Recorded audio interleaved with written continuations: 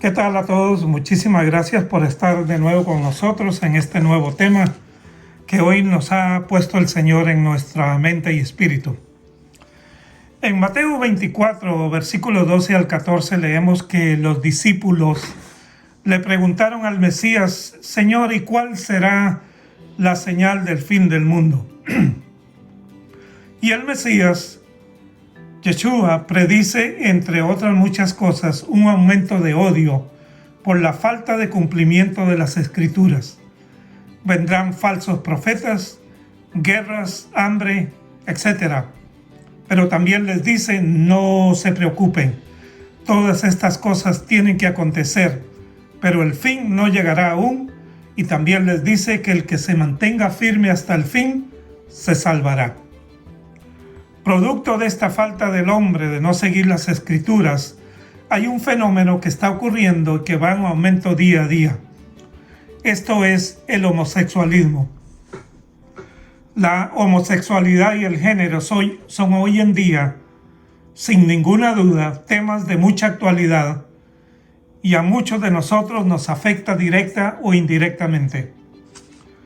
También, por supuesto, estos temas son de mucha controversia, que divide familias, pueblos y quizás a países enteros. Y debido a esto, muchas personas, creyentes o no creyentes, prefieren evitar tocar el tema.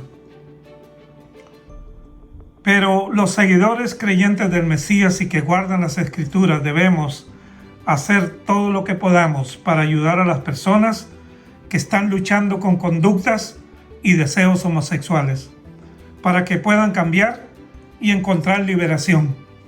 El cambio no siempre es fácil, pero es posible. Hoy nos ocuparemos entonces de la homosexualidad y en un futuro próximo hablaremos del género. De cuando en cuando he oído la frase de que en la Biblia no existe la palabra homosexual, como justificación de los comportamientos homosexuales y lesbianos. Esto me ha motivado a preparar este mensaje que espero sea de mucha ayuda para usted y para que se familiarice con los textos que aquí compartimos y así podamos ayudar a personas con esta tendencia. Para empezar, ¿qué quiere decir homosexualismo? Homosexualidad. Básicamente significa tener relaciones sexuales con personas del mismo sexo o ser atraídos sexualmente por personas del mismo sexo. Antes de entrar en este tema, es importante señalar que la persona o las personas que sean homosexuales o que luchen con tendencias homosexuales, a todos ellos Dios les ofrece el mismo perdón y la misma misericordia que le ofrece a cualquier otra persona. Dios no envió a su Hijo al mundo para juzgarlo, sino que por medio de él el mundo pudiera salvarse. Juan 3:17. Dios no condena a las personas o busca razones para rechazarlas como si ya tuviera algo preestablecido para condenarlas. Todo lo que él busca es que esas personas decidan amarlo, servirle y obedecerle con todo su corazón, su alma, su mente y su fuerza. Como nos dice Marcos 12:30, amarás al Señor tu Dios con todo el corazón, con toda el alma, con todas tus fuerzas.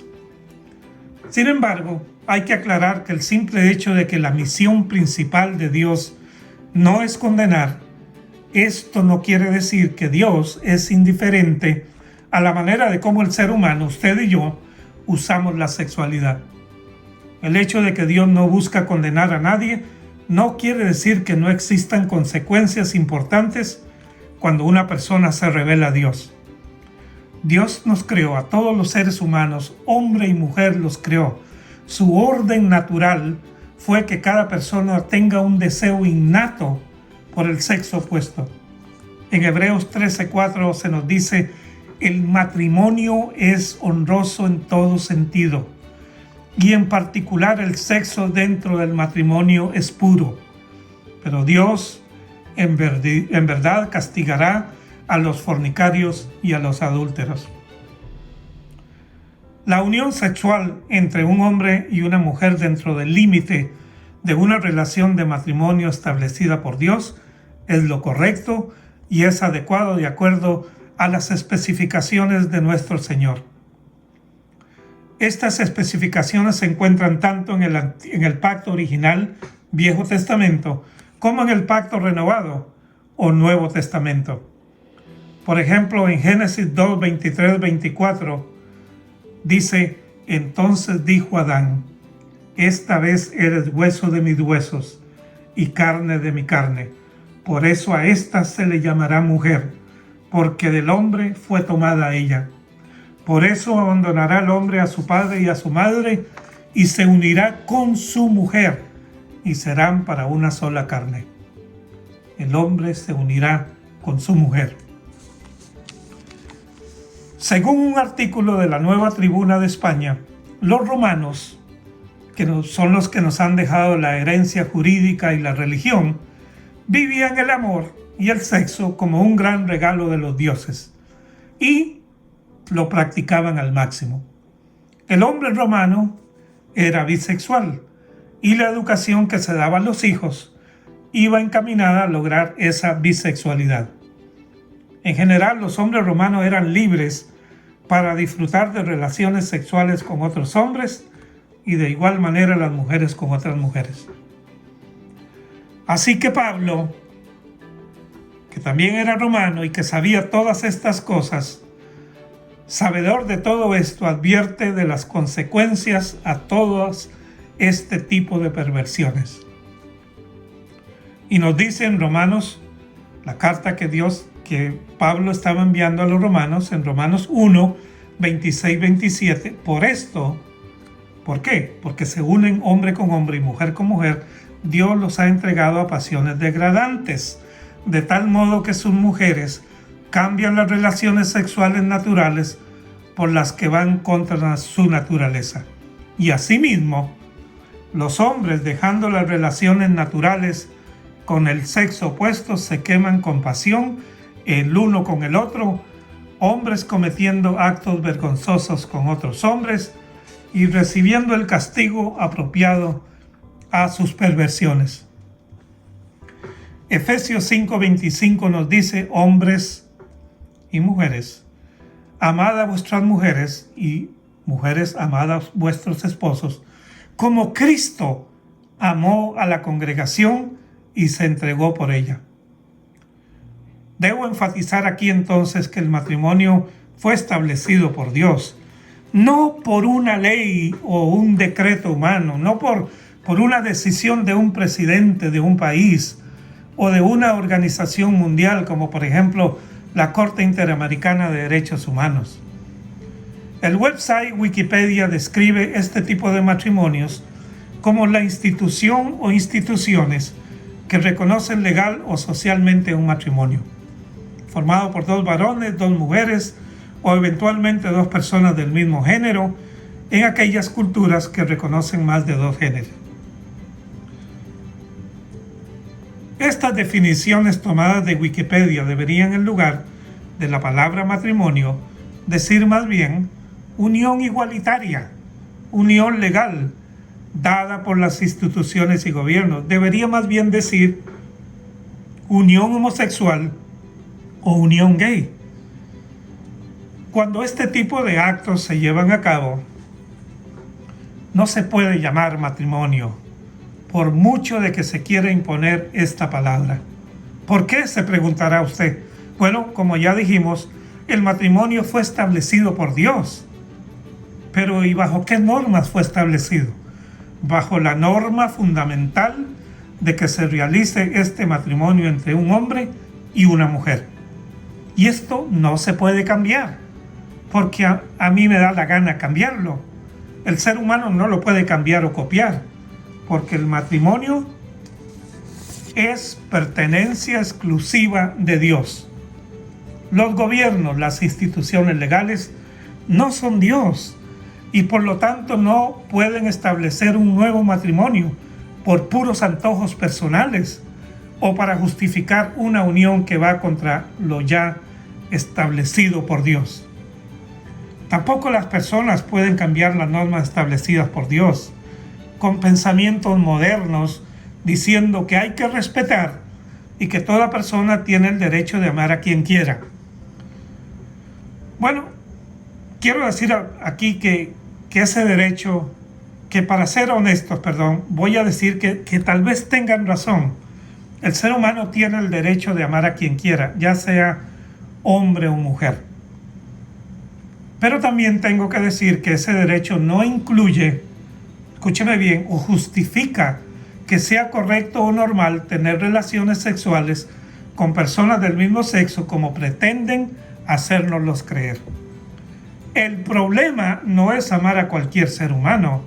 El problema es que bajo ese derecho de amar a cualquiera, sea hombre o mujer, se trata de justificar que tener relaciones sexuales entre hombres con hombres y mujeres con mujeres son relaciones normales cuando en realidad no lo son, porque violan las normas establecidas por Dios, y las Escrituras nos dicen que esto es una abominación. En el Antiguo Testamento, más concretamente en Génesis 19, se nos relata que la ciudad de Sodoma y ciudades vecinas sufrieron consecuencias fatales por practicar todo tipo de relaciones sexuales entre personas del mismo sexo. Además de que también se les juzgó por otra gran cantidad de pecados, como la opresión, el adulterio, la mentira, el soborno de criminales, la arrogancia, la complacencia, la indiferencia hacia los pobres, etcétera, etcétera. Judas, en su carta, en el versículo 17, menciona este acontecimiento de Sodoma y Gomorra y nos dice: y Sedón, o sea, Sodoma, y Amorá, o sea, Gomorra, y las ciudades vecinas, siguiendo un comportamiento como el de ellos, cometieron pecados sexuales y perversión. Yacen expuestos como advertencia del fuego eterno que aguarda a aquellos que tendrán que sufrir el castigo. Nos dice la Escritura aquí que lo que le sucedió a Sodoma y Gomorra nos deben servir de advertencia y de las consecuencias que sufrirán aquellos que practican toda esta clase de pecados. Cuando el ser humano se rebela y cambia las normas establecidas por Dios, hay consecuencias severas, no solo para los homosexuales, sino para todos. Levítico 18:22 dice: con un varón no te acostarás, como si fuera a acostarse con una mujer. Eso es una abominación. Algunos diccionarios describen abominación como algo detestable y grotesco. Dentro del plano escritural, abominación es practicar algo que va en contra de lo ya establecido por Dios. Levítico 20:13 dice: un hombre que se acostare con un varón como se acuesta con una mujer, abominación hicieron los dos.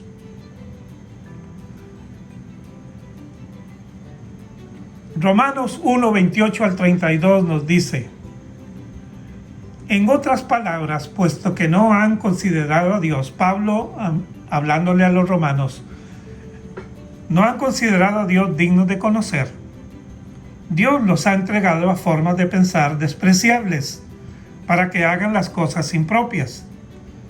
Están llenos de toda clase de perversidad, maldad, avaricia y vicio, repletos de envidia, asesinatos, disputas, engaños y mala voluntad. Son murmuradores, calumniadores, aborrecedores de Dios.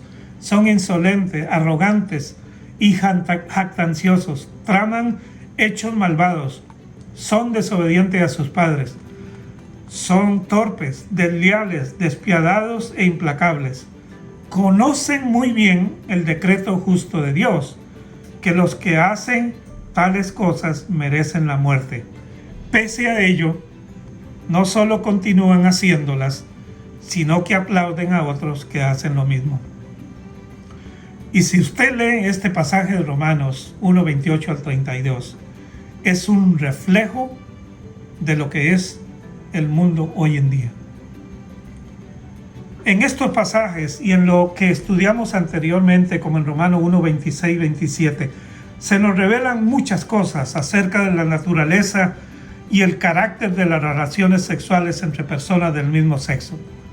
Se nos enseña que la humanidad entera es mala y perversa y por lo consiguiente necesita salvación del pecado. Este pasaje que acabamos de leer dirige su atención al mundo gentil o no judío, describiendo cómo nos hemos alejado de Dios, dando cabida a otros dioses. Las sociedades modernas enfrentan el castigo de Dios por una simple razón: han suprimido la verdad que Dios les ha revelado acerca de sí mismo en la creación. Han cambiado la gloria de Dios por imágenes y criaturas y han cambiado la verdad del Dios Santo por una mentira. Han rechazado el conocimiento de Dios, cambiando las relaciones naturales por relaciones antenaturales o anormales. Sus mujeres han cambiado las relaciones sexuales naturales por aquellas que son contrarias a la naturaleza. Y lo mismo los hombres. Han cambiado las relaciones sexuales naturales por relaciones sexuales con otros hombres, cometiendo actos vergonzosos.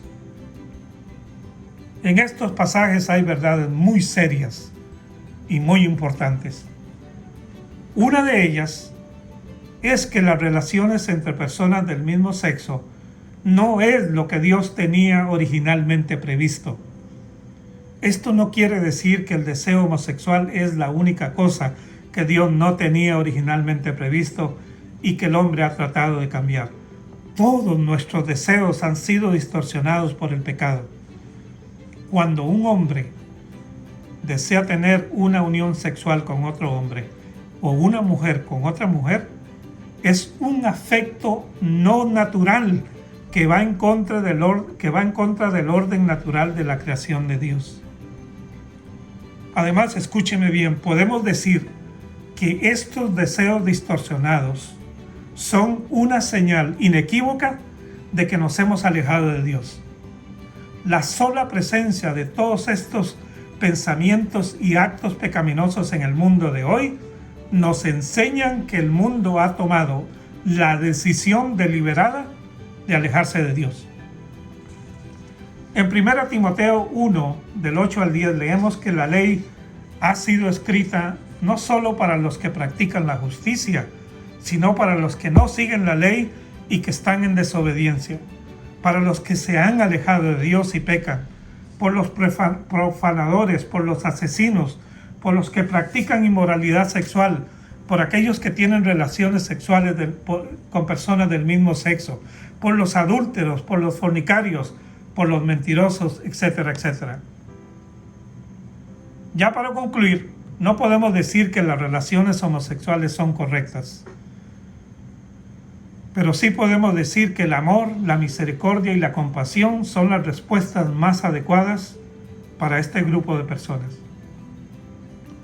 Todas las escrituras que hemos leído nos indican que la actividad homosexual es un pecado, pero que además este no es el único pecado de orden sexual, hay muchos otros. También nos enseñan que Dios está dispuesto a ayudarnos si se lo permitimos. La buena noticia es que las ataduras tan arraigadas y profundas en cualquier ser humano esclavo del pecado de la homosexualidad y de cualquier otra manifestación de naturaleza pecaminosa pueden ser revertidas a través de Yeshua, Jesús, nuestro Salvador. El camino hacia la libertad para el homosexual es el mismo camino que se le ofrece a todas las personas en la tierra. Aceptar a Yeshua, Jesús, como Señor y Salvador, y así recibir una nueva naturaleza en su interior. Una vez que una persona nace de nuevo, puede recibir con libertad la gracia de Dios para vencer el deseo pecaminoso y vivir en libertad. Los seguidores creyentes en el Mesías y que guardan las Escrituras debemos hacer todo lo que podamos, repito, para ayudar a las personas que están luchando con conductas y deseos homosexuales. El cambio no es fácil, como ya dijimos, pero es posible. En cuanto a los que ya iniciamos el camino con el Mesías, debemos estar muy alerta. y empezar a trabajar con nuestras familias hoy mismo. Hijos, hijas, vecinos, amigos, compartir las Escrituras con ellos. Debemos enseñar a nuestros hijos ya, hoy mismo, que la familia que Dios quiere es aquella donde hay un papá y una mamá, tal como el Señor así lo estableció miles de años atrás. Las familias en general sacaron a Dios de sus hogares y le dieron lugar a lo que les pervierte, destruye y corrompe. La condición para que la bendición del Señor se derrame sobre tu familia es que te vuelvas a Él de todo corazón. Una vez lo hagas, poseerás el poder para alejar de tu casa todo aquello que no edifica. Hoy es el día de volver a los brazos de aquel que fundó la familia. Hoy es el día de sacudirnos de toda perversión, dureza, insensibilidad y empezar a darle el tiempo, espacio y lugar que Dios se merece en nuestros hogares. Nada hago yo con solo orar y leer las Escrituras. Debo compartir al Mesías con aquellos que amamos. Si nosotros, los que formamos la congregación del Dios Santo, no actuamos y tomamos la determinación de luchar por nuestras familias, dentro de no mucho tiempo estarán formadas por 2 hombres y 2 mujeres. ¿Es esta la herencia y el futuro que queremos para nuestros hijos y para nuestros nietos? Los invito a que, como Josué 24 nos dice, escojan hoy a quién deben servir. Y luego nos dice, en cuanto a mí y a mi casa, nosotros serviremos al Dios eterno. Muchas gracias por su atención y quiera Dios muy pronto nos encontremos de nuevo. Bendiciones.